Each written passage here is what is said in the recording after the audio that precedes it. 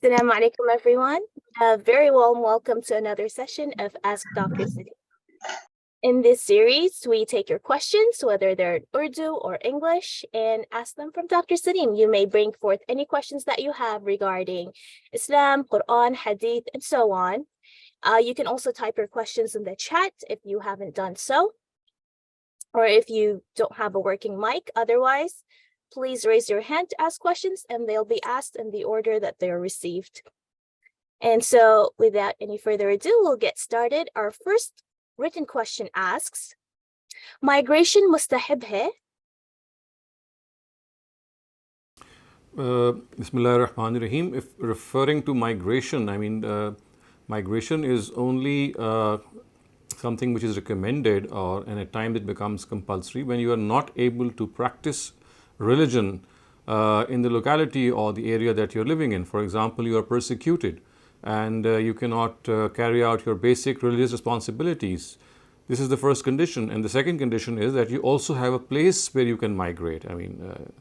To go to a place where you can really settle down and lead a life which is amenable to your faith is the second condition. So in this case, it's not just an absolute directive. Migration is related to circumstances, and these circumstances have been mentioned that unless there is persecution, religious persecution especially, that you are not able to carry out your basic religious duties, and obviously if this is the case, then you would look for some other place, but then that place has to be available, viable for you to go there as well. So both these conditions need to be met.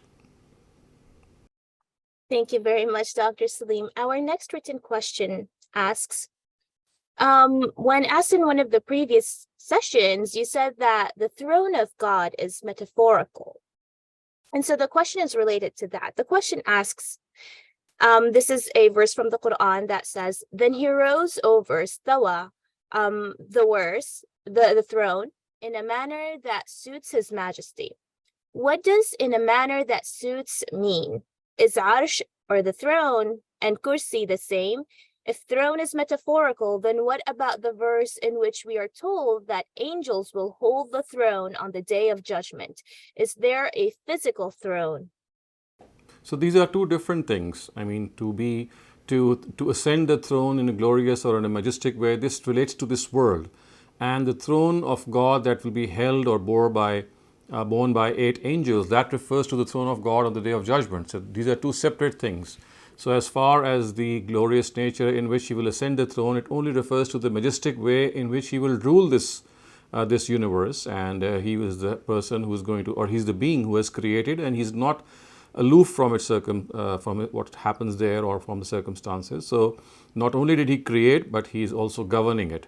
So this is also referring to the fact that there has been this philosophy since ancient times that just God did create, but then he delegated all the affairs of this universe to his angels and to other deities so that they can run on his behalf, and he just became unconcerned and aloof. So this was a philosophy, an age-old philosophy. The Quran is actually refuting that philosophy, and the Quran is saying that not only did he create, but he is ever present. He is governing its affairs. Yes, the angels are deputed certain tasks, but this doesn't mean that he is absent.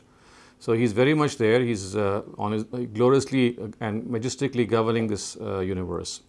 As far as the throne of God is concerned, which is also mentioned in the question, but that, as I said, does not relate to this world. It says that يَحْمِلُ أَرْشَ رَبِّكَ فَوْقَهُمْ يَوْمَ إِذٍ ثَمَانِيَةٍ. This is a verse of the Quran which says that on the day of judgment, 8 angels will be carrying the throne of God. So that is something which relates to the land or the territory of the unseen or the time of the unseen. We cannot have any idea of that, but it doesn't relate to any governance or the fact that he is still there on the throne. So whatever is going to happen in the hereafter, as we know from the Quran, is from amongst the matters of the mutashabihat, which means that we know that this is something that will happen on the day of judgment, but how it will happen, what exactly is the nature of God's throne, how he would be sitting on it, or whatever be the situation at that time, that needs to be seen. Thank you very much, Dr. Saleem. Our next question comes from Shabnam. Shabnam, please go ahead. Thank you, Maria. Sir मुझे ये पूछना था कि एक common opinion है, traditional understanding, कि इंसान अशरफुल मखलूकात है। Right. सर गामदी साहब का व्यू इससे डिफरेंट है और वो कहते हैं कि फरिश्ते और जिन इंसान उनका जो मैटर ऑफ जिससे वो बनाए गए हैं वो बेहतर डिफरेंट है और वो दोनों मखलूकात हमसे इंसानों से बेहतर है। सर काइंडली मुझे 1 मिनट दीजिएगा। सर मुझे ये बात लगती है कि एंजल्स तो किसी भी तरह हमें कंपेयर नहीं करना चाहिए because they are not passing through the tough test कि हमें उन्हें जन्नत के लिए क्वालिफाई करना है और उनके अंदर from little to no tendency है टू डिसओबे गॉड। तो वो तो इस रेस में बस अल्लाह ने उन्हें एक बनाया हुआ है, पायस एक मखलूक है। और दूसरा जो था अल्लाह ने जो क्वालिफाई करना था जन्नत के लिए उसमें रेस थी ह्यूमंस और जिन्स के दरमियान, तो अल्लाह ने इंसान को कैलिफ बनाया। सर मुझे कोई इशू नहीं है किसी के सुपीरियर या वो होने से, लेकिन मुझे अंडरस्टैंडिंग में थोड़ी मसला है। काइंडली इस पे कुछ गाइड कर दें। Thank you sir. So first of all, I think we need to examine the term Ashraful Makhlukat. It is nowhere mentioned in the Quran or any authentic narrative. This is a concept that is alien to the Quran. So whether human beings are superior to other beings or not, that we shall discuss. I mean, this can be debated and discussed. But nowhere does the Quran say that human beings are the most superior of all his creations. This is a misconception. This is something which has become a cliche. People have just started to use this. Otherwise, the Quran actually says the words used by the Quran are فَضَّلْنَا بَنِي آدَمَ عَلَى كَثِيرًا مِمَّنْ خَلَقَ. We have given superiority to human beings to a lot of other creations that I have created or that have been created by God. So the word kathir has been used, and it's not an absolute superiority that has been mentioned anywhere in the Quran. The Quran only says that we have given superiority to human beings over many other creatures. So it's just a general statement. So whether you regard the jinn to be superior or the angels to be superior, that is, I mean, one's own understanding. You can go with this or you can differ with it. But the whole substance of the matter is that the Quran nowhere claims this. There's not a single verse which claims that it is the human beings are absolutely superior. In fact, as I said, this verse, I think it's from Surah Bani Israel. It says that we have given superiority to the progeny of Adam over a lot of other creatures, not over all the other creatures. Thank you. Our next written question asks, if we receive interest in a savings account from a bank at an interest rate in line with inflation, is that okay? Yes, this is one of the interpretations of our modern scholars, and they think that if the interest they receive is less than the inflation rate, then it is absolutely fine, because as far as the money that you receive is concerned, you have the money has been depreciated because of inflation. So what you're doing is you're just adjusting inflation. And I would not disagree. Personally, I would not do so, but I would not say that people who take interest because they would like to adjust inflation against it, I would not disagree that this is something that they do wrongly. So it's something that a person can do. Thank you, Dr. Saleem. The next question is related to that one about the throne, and this one asks, what is the difference between arsh, throne, and kursi, and that which are physical and which are metaphorical other than the throne? So the word throne is not used in the Quran. It is just a translation. The words which have been used by the Quran is either al-kursi and the other one is al-arsh. So wasi'a kursiyuhu samawati wal ard means that his rule extends over the heavens and the earth. The word kursi here is not used in the meaning of a chair. It's used metaphorically, just as we use the word the chair metaphorically for the chair which is occupied by the president or the chief or the head of whatever institution that we talk about. So in the Quran, wherever the word kursi is used, I think this is just one place where it is used in Surah Baqarah, where it says wasi'a kursiyus samawati wal ard. It just means that his rule extends over the heavens and the earth. It is not that physical chair that has been talked about. And similarly, the word throne is also symbolically used for God's power and majesty and governance. It's not used in any physical sense. So these are the only two words which have been used, and we use these linguistic expressions and words to connote power, especially power that relates to governance. Assalamu alaikum, Dr. Saab. Walaikum assalam. Yeah, so basically my question, it's related to entertainment and stuff, like a lot of TV shows and games and stuff we have out there. A lot of them, they have like characters and stuff depicted as gods and all. And I mean, I read somewhere on like a different site that, you know, because they kind of endorse polytheism and stuff, you shouldn't be indulging in this type of entertainment. But then the thing is like, you know, the whole purpose of this thing is not to promote polytheism of these things. It's just entertainment value. So what's your opinion on this whole thing? I think all such matters carry, both opinions can be adopted.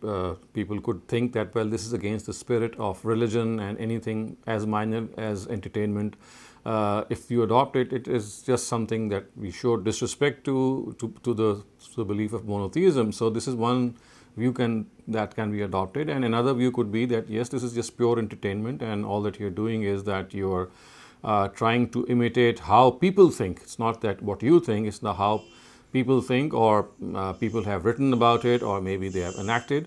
So it's not that it's you who believe in such things. So I think both opinions have their own weightage, and one should just probably follow one's own conscience in this matter. I mean, there is nothing, there are things in which people can differ, and there are things that reinforce both opinions. So my take in such matters is that we should do what we think is right, and not negate or I would say condemn people who have the opposite opinion. Oh, okay. So like, according to myself, like, you know, the God we believe in, he doesn't like operate this way. And like, if you look at those so-called God characters, they're like just makhluk. And I think the whole essence of shirk is elevating the makhluk to the khalik. So in that case, I mean, from an Islamic perspective, in my opinion, there is no like polytheism in that sense. So Right. So as I said, it's a personal choice. It's your personal choice. You know what polytheism is, and if you're not promoting it in any way, and you think that you're providing entertainment, and this is not undermining the concept of monotheism in any way, I mean, it's a choice that you have to make and justify as well. Assalamu alaikum, Dr. Saleem. Thank you. Actually, I have just a follow-up question about the interest or profit given by banks. As you know, there are Islamic banks in certain European countries and in Pakistan as well. So what about the profit given by Islamic banks who declare that they have a Sharia board which makes sure that the business of bank runs according to the principles of Islam? And as you know that, you know, the profit given by Islamic banks is more than the inflation rate anyway. So kindly comment on this, please. Thank you. So I think it's a matter of the trust that you have on Islamic banking. I mean, not everyone is required to go and do their research. It's trusting people who say that they are giving you whatever they're giving you in compliance with the Sharia, and you can trust them and just go ahead and have that profit. And on the other hand, there could be people who have maybe researched into the whole business that they say, or they claim that this is interest free, and they're not giving you interest, it's basically profit. So there could be people who do their research and end up saying that, well, this is dubious. What you say is, I mean, it's just a different name for interest, and what you're giving you is what they're giving you is actually interest. So it depends on the extent of knowledge that you have, and how much you can go how far you can go as far as trusting a bank is concerned. So there could be simple and ordinary people who say, well, okay, I don't have the time, or maybe the wherewithal to go and find out whether they're lying or not. I would just trust them, and I think this is perfectly fine as well. But there could be people who are like scholarly people, and they think that because they have been asked an opinion, so they'll go deeper down and find out whether what they claim is also what exactly is the situation. So it depends where you place yourself. If you are a person who simply would like to trust what they say, I think that is something that is also has its own possibility. You can just trust them and go ahead, and anything which is wrong would then be they would be held liable for that, because you are trusting them and you've made your choice. But as I said, there could be academicians or scholars who might not agree, and you could also ask them in this regard if in their opinion this is whatever they say is profit, whether it's really profit or it's interest, and you can trust them as well. So it depends how you take the whole issue. I would leave the choice to the person who's going to make that decision, and I'm just giving you the various options that he has. You might know that most of the Islamic banks have uploaded some documents, or you can say fatwa by different, well-known scholars as well about it. So, I mean, if you don't mind, I don't have, much knowledge, but in your opinion, what is your own? Well, you see, my own opinion about as I said, in the last couple of years, a lot of work has been done, and I would not like to comment on in general. I mean, I can comment on more specific if you talk to me about a particular bank and how they present their instruments. They have a whole brochure that tells you what they do. So, I mean, because different banks are doing different things. But a couple of years ago, when I was more in touch with this, I was not fully satisfied with the claim that they had made, and I rather thought that whatever they are presenting is basically interest. All that they are doing is just changing the name of interest to profit. I think that this is something that has to. I personally still am not very convinced, and what I think is that it's just a question of the terminology being changed.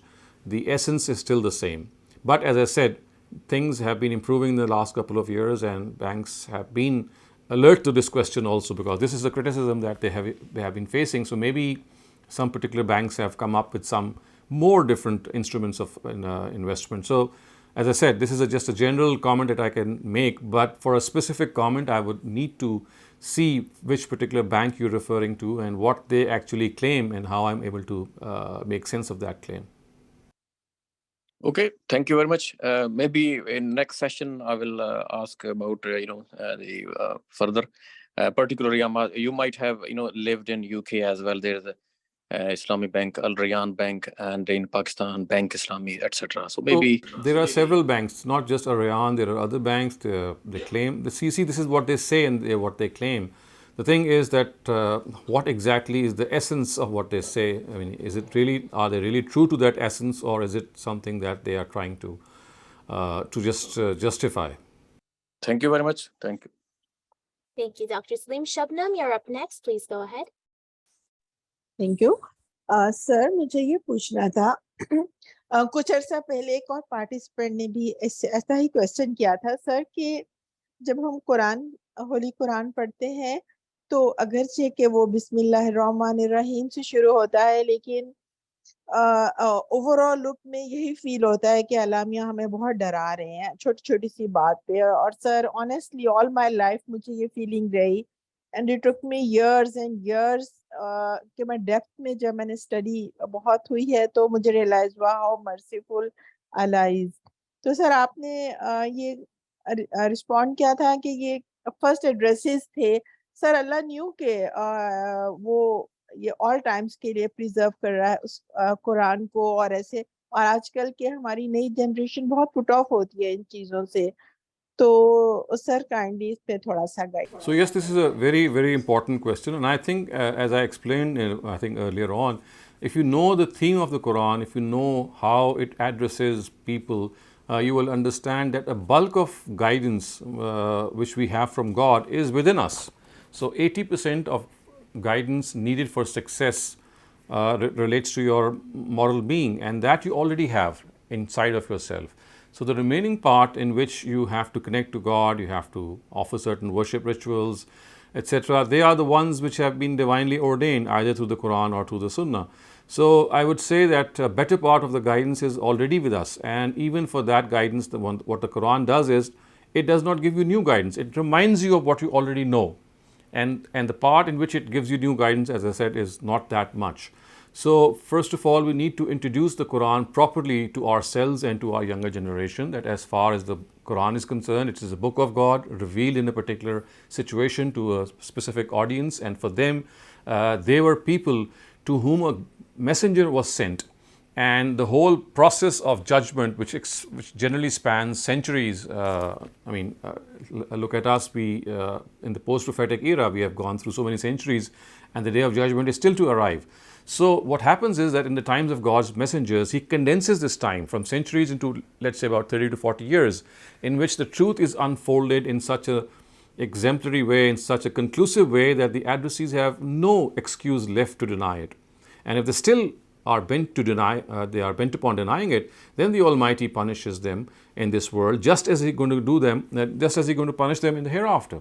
So you see, it's just a rehearsal of what's going to take place in the hereafter in this world in times of God's messengers. So because this is depicted a lot of times in the Quran, the previous nations like the Ad, the Thamud, the people of Lot, the people of Noah, the people of Shuaib, etc., all of them, they were the people who occupied better part of the Quran's content, and the Arabs of the times of the Prophet knew their stories very well. So they had to be reminded of those stories and told that, look, how they were held accountable in this world, and if you do not mend your ways, your fate is also at hand. So if you are able to make sense to your younger generation that a bulk of that guidance is within you, the remaining part is either reminded by the Quran or it is given to you afresh.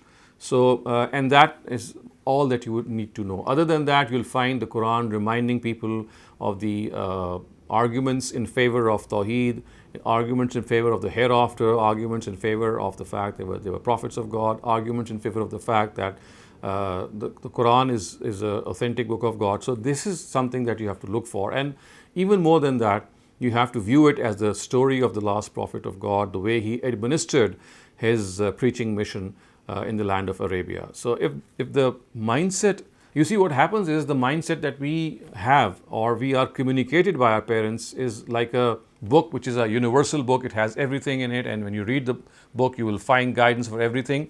This is a wrong introduction of the Quran. It has to be amended that a bulk of that guidance we already have. So the Quran either reminds us of that guidance or yes, it gives us fresh guidance, but that is very small in quantity. A bulk of the Quran consists of how people will be held accountable in the hereafter, just as they were in this world. So it's basically a constant reminder of the hereafter that the Quran is serving. So you see, if you understand the point that the Quran is making to people is that you should not forget your accountability. So that is a single point theme of the Quran, that accountability is the thing that we tend to forget. And in order to keep that afresh, we are constantly narrated the stories of the past nations and told that look how they deviated and how they got punished. So basically it's that single point agenda of reminding us of that accountability that's going to take place in the hereafter. So if you are able to introduce the Quran in this way to our young minds, I think they will read it in the proper perspective. They will not expect what is generally what is generally inculcated in them that they should expect from the Quran. It's not a universal book. It's not a book the way we have been introduced to it that has solutions to all our problems. It's like a way of life. This is I would say an erroneous notion, and has arisen by not realizing that, as I said, a bulk of the guidance, the Quran says, فَأَلْهَمَهَا فُجُورَهَا وَتَقْوَاهَا. The knowledge of good and evil is already ordained in us. We know what morality is. We know how to deal with people. We fall short, for example, in how to connect with God. There are certain things that only God would have told us. Similarly, in certain dealings, for example, how should we deal with our fellow brethren in the social affair, in the economics affair, in the political affair, in the penal affair. So these were areas which needed some guidance, and that has been provided very well by the Quran. Thank you very much, Dr. Saleem. Our next question comes from Iqra Bashir. Iqra Bashir, please go ahead. Assalamu alaikum. My question is regarding planning education for children, especially the children who are living in Western countries and don't have any access to Islamic centers, and we are parents only responsible for planning those things for them. So I want to know, how can I set the goals with respect to their age brackets? Like, for example, if I can know, like, by end of this year, this child should have known at least these basic things. So I can know, like, I'm not going over speed and low speed. So according to their mind. Right. So, Al-Mawrid US, as I know, under the auspices of Al-Mawrid US, we are running an institute called GCIL, which is the Ghamidi Institute of Islamic Learning, or the Ghamidi Center of Islamic Learning. So, at GCIL, we have a Sunday school, which is a weekly school, and we have ages 7 to 17, 10 or 11 years covered in that. And we have a specific syllabus laid out for each year, and it is basically geared towards their grooming. So maybe you can get in touch with our education department, and you'll be guided there. And at the same time, if it is feasible, because all these sessions are online and they are just 1 hour a week, so just 1 hour per in 1 week, either on a Saturday or on Sunday. And by the way, we just began 2 weeks ago. So in case you would like your children to join, I mean, they may be able to join if the department allows, or other than that, you'll be given some guidance. So you can look up our website. Yeah, and what about the children under 7? So below 7, I think that this is something which is a rather bigger challenge, because young boys and girls, they need to, I think the best education that you can give them is that you become a role model of the ideals that you think that they should follow. And in this matter, you can broadly read out to them some of the important passages of the Quran, just the translation. And for that, we have compiled books like selections from the Quran, we have selections from the Hadith. So these are the books from which you can just read out the translation of Hadith literature and from the Quran literature. Also, we have a book called Selections from the Bible, in which Bible verses which are in accordance with the Quran are also selected. So these are verses which mostly relate to personality development and personality upkeep. So they are meant to connect you. And obviously, the other thing that you can do is teach them the meaning of the prayer or the namaz that they would be offering. Similarly, teach them the meaning of Surah Fatiha, which is something that they offer every day, they read every day. So some thing that you can do in bits and pieces, and other than that, become a role model yourself, so that they can follow you before they join school. Thank you. And another related part was that if I want to know the top universities providing the best Islamic education and the relevant programs, so how can I look upon that thing? So this is very easy. I mean, when the time comes, your children are presumably very, they're not that old, but when they enter mature age, when they are going to go to the university, so there are a lot of options that you can just know from the internet. So all that you need to do is do a little, just a little research, because every university has a different program, and by the time your children would reach that age in which you need to find out, things would have changed a lot. So unless you have someone that you would like to admit today, for which, as I said, the best thing would be to do a quick internet research on that. Other than that, you just need to wait, because, as I said, things just keep coming up and they get developed. And once they are in that age, I'm sure that will be very easy for them, because many schools, they already have these programs in which they groom the children, they provide them career counseling, and they already tell them, well before they graduate, that these are the options that they have. Thank you. Thank you very much. Next up, we have Noshad Shafkat. Please go ahead. Yes, Dr. Assalamu alaikum. Wa alaikum assalam. About Surah Taha, it is mentioned that when God asked Moses to go to Pharaoh, and he asked him to clear my tongue and open my heart so that I can. He asked for help of his brother Harun, and that was immediately granted. But in the entire episode of Moses being before Pharaoh, even in Surah Mu'min, and there is no mention of Harun at all. What would you think to be the reason for that? Because he asked specifically to strengthen my back, to give me a good support and all. But then when the time came, Harun is not even mentioned, right? So, Naushad Sahab, this is a very interesting question. I never thought about it. You're absolutely right that the Almighty was asked for the help by Moses of his brother. And the reason that he had asked him was that he is not a huge sermonizer or not someone who is a good orator. So he said that I would like some orator with me, someone who can really speak well and impress the audience. And the Almighty immediately granted his wish. But yes, throughout the Quran, you don't find Aaron in any way addressing people the way Moses might have thought. So this is a good food for thought that you have given me. Let me think about this question, and I think it's a very, very pertinent and interesting question. And maybe we need to have recourse to the Old Testament also, because I think there are passages in which, if I remember faintly, although not in the Quran, I think there are passages there in which he has spoken.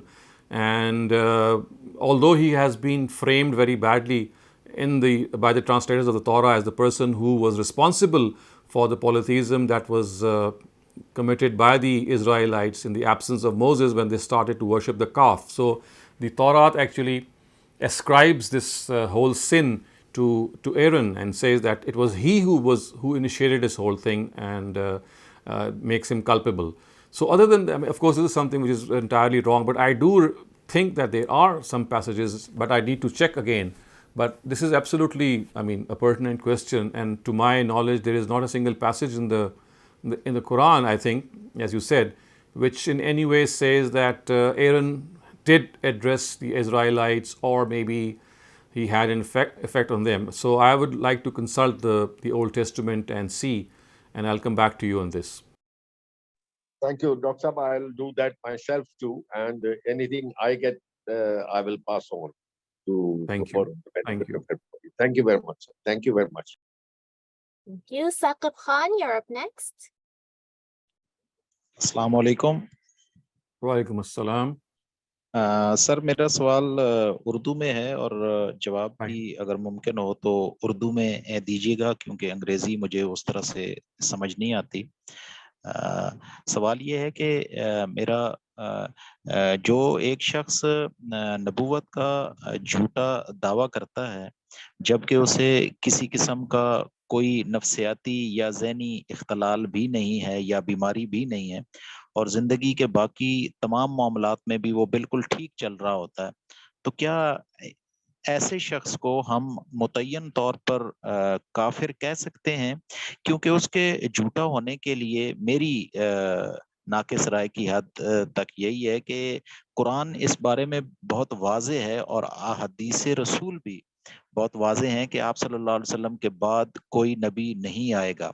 तो इस सतह पर आके जब कोई शख्स झूठ बोलता है और नबूवत का झूठा दावा करता है, तो फिर हम उसे काफिर क्यों नहीं कह सकते? इस सिलसिले में ज़रा आपकी रहनुमाई दरकार है सर। तो पहली बात तो ये देखें कि काफिर कहने का या किसी की तकफीर करने का हक़ अल्लाह ताला ने अपने अलावा किसी को नहीं दिया।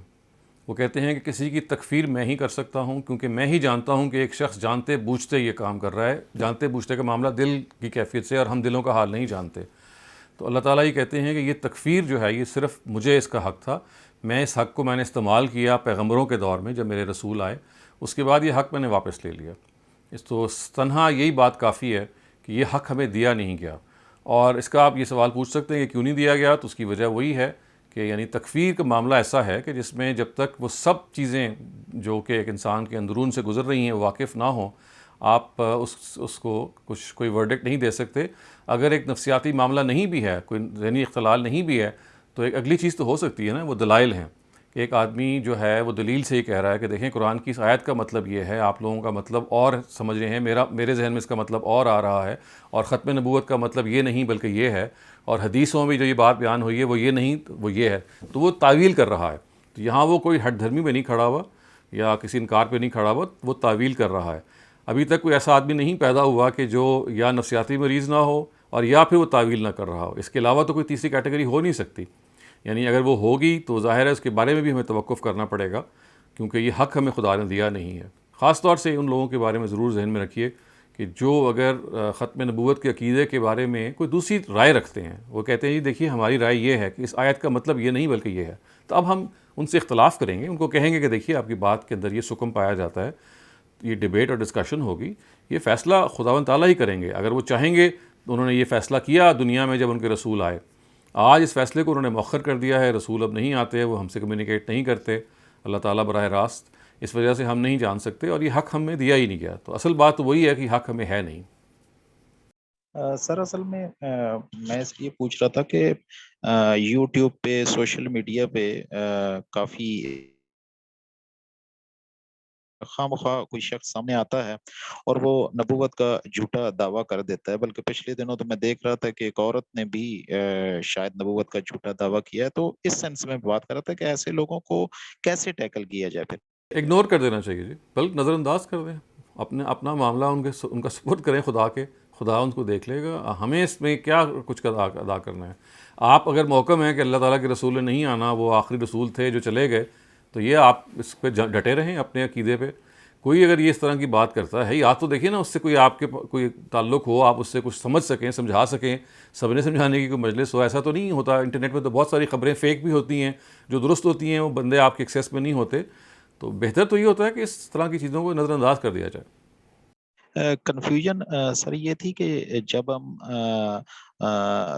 یعنی کہ مائنر پریمیسز یا میجر پریمیسز قائم کر لیتے ہیں صغرا اور کبرا, تو پھر ہم کنکلوژن کی طرف کیوں نہیں جاتے, نتیجے کی طرف جاتے وقت ہم کیوں چپ ہو جاتے ہیں. جبکہ نہیں دیکھیں, یہاں تو ہم چپ نہیں ہوئے, یہاں تو خدا نے اختیار ہی ہمیں دیا نا. جہاں اختیار ہے وہاں تو ہم چپ نہیں ہوں گے. صغرا کبرا ہم قائم کریں گے, نتیجہ بھی نکالیں گے, نتیجے کو کمیونیکیٹ بھی کریں گے. لیکن جب اختیار نہیں دیا اللہ میاں نے, وہاں آپ کے پاس نہ صغرا ہے نہ کبرا ہے. تو خدا آپ کو یہی کہہ رہے ہیں کہ ختم جو تکفیر کے معاملے میں صغرا کبرا آپ قائم ہی نہیں کر سکتے, چونکہ صغرا اور کبرا انسان کی دل کی کیفیت سے یہاں پہ پھوٹتا ہے کہ وہ اصل میں کس جگہ پہ کھڑا ہوا ہے. اور خدا کہتے ہیں کہ وہ میں ہی کر سکتا ہوں, اور وہ میں بھی تب کرتا ہوں کہ جب میں رسول کے ذریعے سے اتمام حجت کر لیتا ہوں.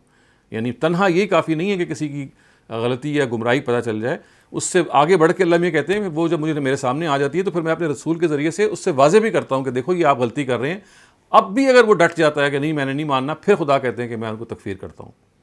تو خدا کا معاملہ تو بہت مختلف ہے کہ وہ غلطی کو بھی دیکھتے ہیں, اور غلطی کے بعد وہ کہتے ہیں تنہائی کافی نہیں ہے, اس کے بعد اس رسول کے ذریعے سے میں اس کی اصلاح کرتا ہوں, اور اس ہر درجے میں اصلاح کرتا ہوں کہ وہ خود گواہ ہوتا ہے کہ بھئی ہاں میں بات سمجھ گیا ہوں. قرآن نے جگہ جگہ کہا ہے کہ من بعد ما عرفوا کفروا من بعد عرفوا, انہوں نے انکار کیا, کفر کا ارتکاب کیا ہے جانتے بوجھتے. وہ سمجھ گئے تھے پھر بھی, تو یہ جانتے بوجھتے انکار اللہ تعالیٰ کہتے ہیں انسان نہیں جان سکتے. انسانوں کا تو معاملہ وہ ہے جو آپ کو پتہ ہے, جو مشہور روایت ہے جس میں ایک صحابی نے ایک دشمن کا سر قلم کر دیا تھا جب کہ اس نے لا الہ پڑھ لیا تھا. تو جب یہ خبر نبی صلی اللہ علیہ وسلم کو پہنچی تو آپ بہت ناراض ہوئے. تو آپ نے کہا کہ حل شککت عن قلبک, ان قلبہ ہی, کیا تم نے اس کا دل چیر لیا تھا. یعنی اس نے تو یہ کہا تھا نا کہ اس نے کلمہ پڑھا ہے اپنی جان بچانے کے لیے. تو آپ پیغمبر نے یہ کہا کہ دیکھو 1% بھی تو چانس ہو سکتا ہے کہ اس نے حقیقی طور پہ پڑھا ہو, تم دل میں تو اتر کے نہیں چلے گئے تھے کہ جان لو کہ اس نے دل سے کیا یا نہیں کیا. تو دل کا معاملہ ہوتا ہے یہ اصل میں کہ انسان اندر سے کیسا ہے. تو خدا کہتے ہیں وہ معاملہ میں ہی جانتا ہوں, میرا پیغمبر بھی نہیں جانتا. تو یہ اس درجے کی چیز ہے جس کو ہمیں سمجھنا چاہیے. چونکہ ہم عام طور سے اس سے واقف نہیں ہوتے تو ہم بڑی آسانی کے ساتھ دوسرے آدمی کو کافر قرار دے دیتے ہیں. تو یہ حق ہمیں دیا نہیں گیا. خدا کہتا ہے یہ میرا رائٹ ہے کیونکہ اس کے بارے میں ڈیٹا میں ہی جان سکتا ہوں, انسانی طور پہ ڈیٹا اویلیبل ہی نہیں ہے اس کے لیے. جی ماشاء اللہ سر, بہت زبردست طریقے سے آپ نے, یقین کیجئے کہ ایک طرح سے کنفیوژن جو کافی عرصے سے میرے ذہن میں تھی وہ کافی حد تک میری دور ہوئی ہے. اللہ تعالیٰ جزائے خیر عطا فرمائے. مزید کوئی کنفیوژن ہوئی تو میں سوال انشاءاللہ کروں گا سر پھر آپ سے. ضرور.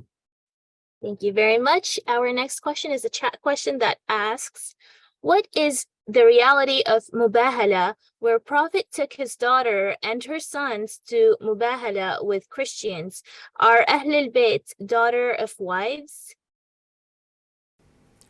Ahlul Bayt just refer to the wives, not the daughters. But the mubahala which is mentioned in the Quran, it says, فَقُلْ تَعَالُوا نَدْعُوا أَبْنَاءَنَا وَأَبْنَاءَكُمْ وَنِسَاءَنَا وَنِسَاءَكُمْ وَأَنفُسَنَا وَأَنفُسَكُمْ. It says that, well, this is what, if you still reject the Almighty, then let us bring our women and your women, nisa'ana wa nisa'akum wa anfusana wa anfusakum, ourselves and yourselves, and then just we say, let the curse of God be on those who are lying.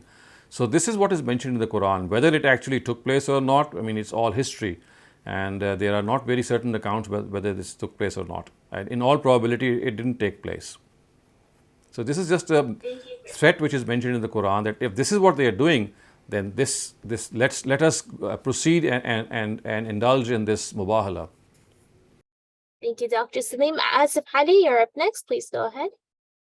अस्सलाम वालेकुम doctor साहब। Sir मैं अपना सवाल उर्दू में पूछता हूँ, आप बेशक उसका जवाब अंग्रेजी में दे दीजिएगा। अहले सुन्नत जमात या जो ट्रेडिशनल जो जितनी भी मुसलमानों के फिरके या जमातें हैं, उनका ये एक दीन का जो माखज़ है उसके बारे में एक चीज़ है कि जी के कुरान, सुन्नत, इजमा और क़ियास। तो ये जब हदीस यानी हिस्टोरिकल रिपोर्ट्स या हदीस की बात होती है तो सुन्नत और हदीस में बहुत सारे जो उलमा हैं वो कोई ज़्यादा फ़र्क नहीं करते या जमातें कोई ज़्यादा फ़र्क नहीं करते, जैसे अहले हदीस जमात है या और बहुत सारी ऐसी हैं। तो ये जो नतीजा हम निकलता है कि जी माखज़ दीन का रसूल अल्लाह, तन्हा माखज़ रसूल अल्लाह की ज़ात है। तो अगर इसको हम ये बदलें कि तन्हा माखज़ तो रसूल अल्लाह का जो रोल है यानी उनका जो किरदार है वो मैसेंजर का है, ना कि माखज़ का है, तो डेफिनेटली इसमें हम फिर कुरान की तरफ आएंगे और कुरान में आपको पता है कि फिर वही एक सोर्स बन जाएगा और हदीस और उससे रिलेटेड जितने भी इख्तलाफात हैं और जो दीन निकाला जाता है हदीसों से या हिस्टोरिकल रिपोर्ट से, उसका भी काफ़ी हद तक मतलब उसमें कमी आ जाएगी। तो इसके बारे में आपका क्या ख्याल है कि what you are referring to a change in terminology, if I understand correctly? मतलब चेंज इन टर्मिनोलॉजी, मतलब हम तन्हा जो दीन का माखज़ है वो अगर कुरान को समझें बजाय रसूल अल्लाह की ज़ात के, क्योंकि हदीस में तो हमें कोई नया दीन तो नहीं आ रहा, तो सुन्नत जो तो सिर्फ प्रैक्टिसेस हैं जो ठीक है वो, तो फिर उसको हम किस जगह पर रखेंगे? तो मतलब मैं ये कह रहा हूँ कि terminology I understand. So you see, I mean, we have to understand that the Quran was not given to us directly. We are not the recipients of the Quran. So if there is to be a source, it should be, I mean, the source from where we have received this guidance. So the Quran itself has been given to us by the Almighty, by the Prophet himself. So the Almighty has given the Quran to us through the Prophet himself. So the person of the Prophet cannot be subtracted from this definition. Yes, he could have been subtracted had the Quran been revealed directly on earth and there would be a book placed in front of us. We could have said that, well, this is now the source of religion because this is how God has sent it down. This the Almighty did not do. So he sent a person, a human being, he gave him guidance, and the guidance was of two categories. One related to certain words which formalize in the form of scripture. The other related to certain practices which formalize in the form of the sunnah. So you see, without the sunnah being present, you just couldn't have the practices. So it's not just the Quran that we're talking about. We're talking about the fact that the Almighty actually wanted certain practices which was besides the words which actually through which formal scriptures are given. So if that would be the case, then we would have to hunt or look for a personality, because practices cannot be revealed. I mean, practices cannot be sent down. There has to be some person who portrays those practices. So that is why we have to go back to the origin, and that is, where did we receive those practices and where did we receive those oral words? So we know that there was a person called Muhammad sallallahu alaihi wasallam in a particular period of time, and it was through him that these two original sources were given. The confusion has been arisen because of not understanding some of the allied parts, and that is when the Prophet was asked certain questions about these two sources, or maybe asked how he would interpret certain verses of the Quran, or maybe how he would follow certain parts of religion. So that is a perspective that we have to understand, that the Quran and the Sunnah was divinely revealed, and then the Prophet acted upon that Sunnah and the Quran as well, or followed that Quran and Sunnah, and through that practical example, he answered certain questions, he raised certain questions, he commented, and through that, when people thought that, well, they are getting a wealth of information and it became an historical record, so people said, well, this is what we have heard from the Prophet, these are his conversations, so we are just saving those conversations. So if you place things in their right perspective, I don't think this confusion results. The only thing is that because we don't place things in their right perspective and we mix up all things, that is why this confusion has arisen. Otherwise, you see, if the hadith had been something of divine origin, then the Prophet was bound. He was bound. It was an obligation on him to gather everyone and tell them that, well, whatever I speak to you today or tomorrow in my private gatherings, each one of you is responsible to transmit it to other people. This he never did. It was basically an effort made by the Sahaba. They thought that they had heard good conversations, they had heard a lot of wisdom, pearls of wisdom in fact, and so why not share them with others? So this was an exercise which was, I can say that the origin of this exercise rests with the Sahaba, whereas the origin of the Quran and Sunnah rests with Prophet Muhammad and ultimately with God. So for those two sources, everyone was liable to have been communicated those two sources. But for the rest, it was just as I said, sharing of knowledge of the Prophet. But ultimately, later on, people mixed up the two and they started to think that whatever the Prophet has spoken of is also equally,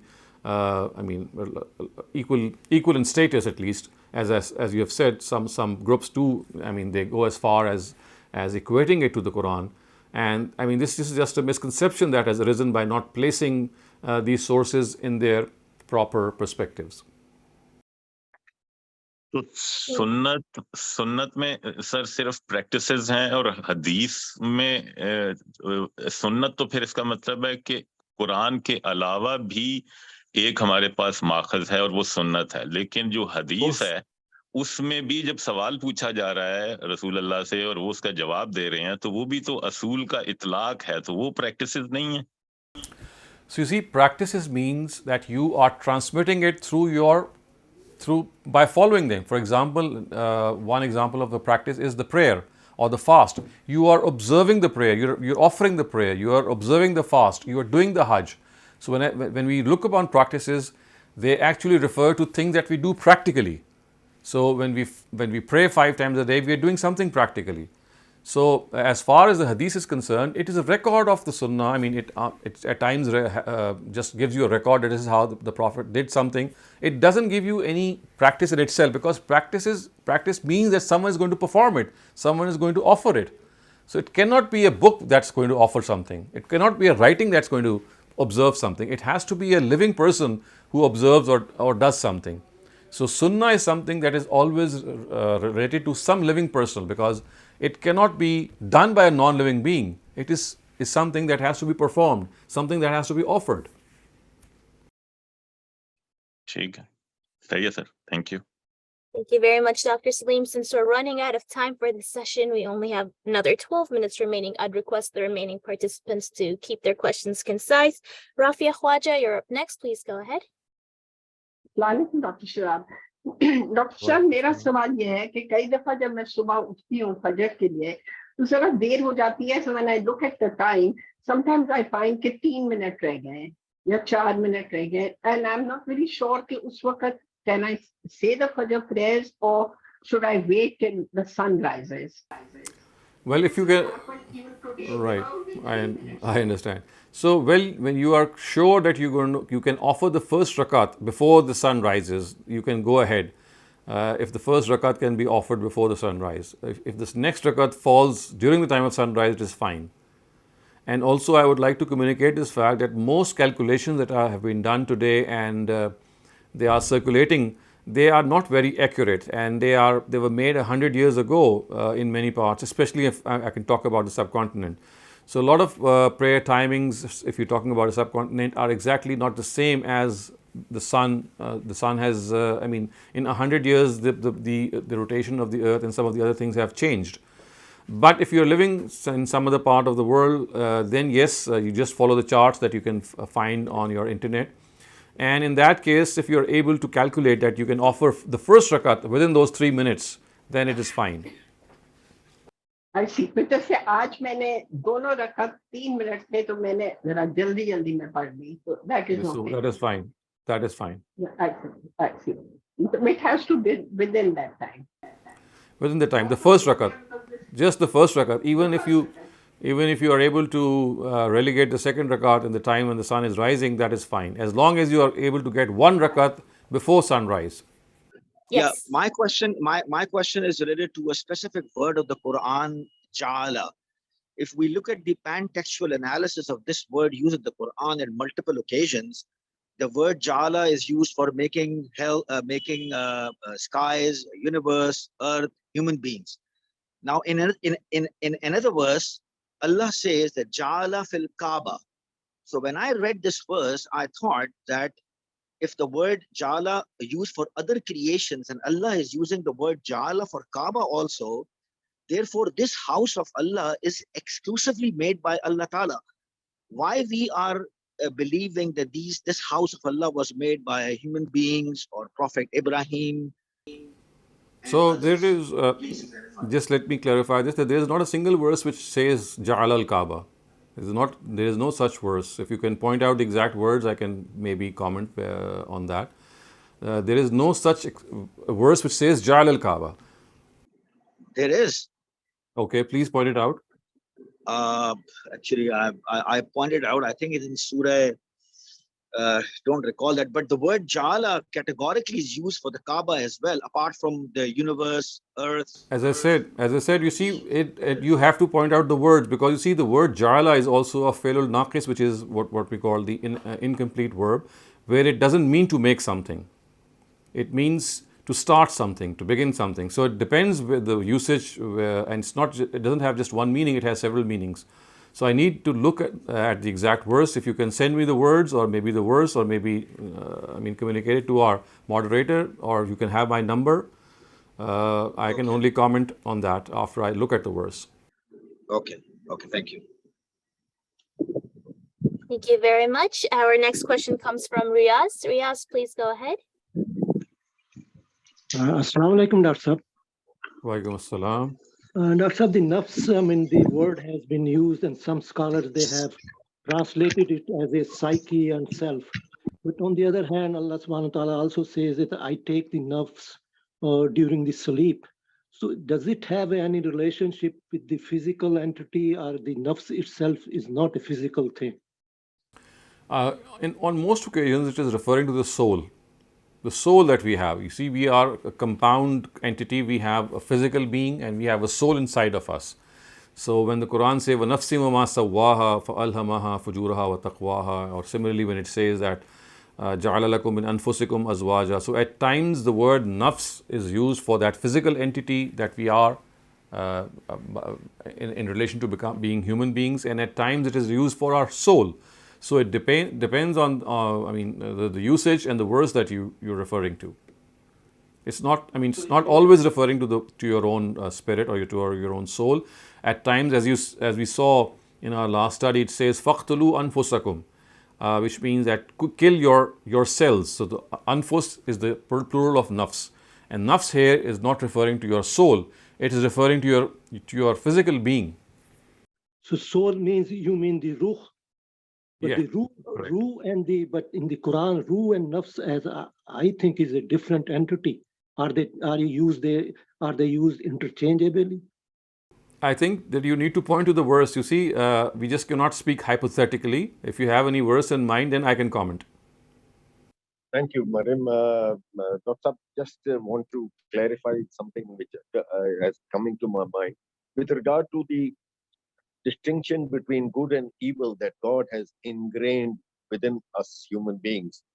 We have that by birth. Isn't the incident of Cain and Abel, when Cain killed Abel and he then regretted doing that and he wanted to hide his corpse and he saw the crow doing that? Wouldn't that be one of the finest examples that right at the beginning of the creation of mankind, God has indicated to us that the element of good and evil, the distinction between the two, is ingrained within us human beings? Yes, you're right about that. But I would suggest that if you could go one step earlier, and that is in the incident of Adam and Eve itself, when they started to cover themselves with leaves after having that personal encounter. That shows that they had this personal what you call shame and modesty ingrained in them. That is what made them cover themselves. So I think that even before this happened, even before Abel and Cain, the whole incident of Adam and Eve also suggests that this innate guidance is found in us. Thank you very much, sir. Thank you. Assalamu alaikum warahmatullahi wabarakatuh. Wa alaikum assalam. Doctor साहब मेरा सवाल है जो ज़कात के जो 5%, 10% और 20% जो ये परसेंटेज है, तो हम तो सिर्फ 2.5% से वाकिफ थे, तो इसका सोर्स क्या है, मतलब ये किस तरह से पता चला है? So I have given a detailed talk on this subject, and I have explained how 5% and 10% has the basis or the origin of this percentage. Basically, they always existed in the times of the Prophet also. The only thing is that the 5% and the 10% were related to agricultural produce. So it's 2.5%, 5% and 10% and even 20%, which is on riqas or on treasures that are found. These percentages are found in established sunnah even in the times of the Prophet.